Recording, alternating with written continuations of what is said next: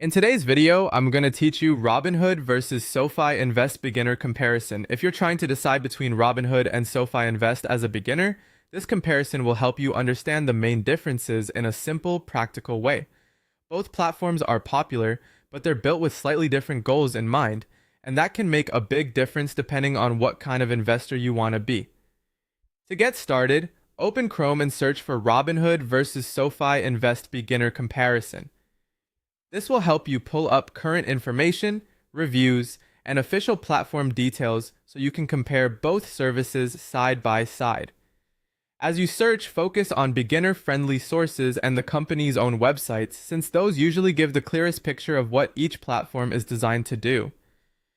One of the first things to examine is the structural difference between the two platforms. Robinhood is best known for its sleek, trading-focused layout. The design is streamlined, modern, and built to make buying and selling investments feel fast and simple. For beginners, that can feel less intimidating, especially if your main goal is to start trading stocks or ETFs with a clean interface and minimal distractions. SoFi Invest, on the other hand, is usually positioned as part of a broader financial ecosystem. Instead of focusing only on trading, SoFi tends to connect investing with other financial planning tools and services. That means you may see more emphasis on managing your overall financial life, not just placing trades.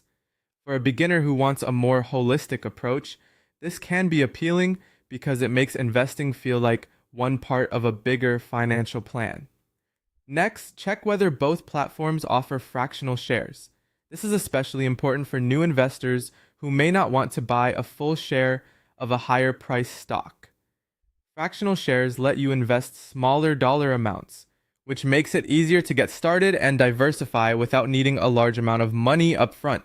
As you compare, confirm that this feature is currently available on both platforms and note how easy each app makes it to use. Finally, identify which platform gives better access to sign-up bonus matches. Promotions can change over time, so it's important to look at the most current offers directly from each platform. Pay attention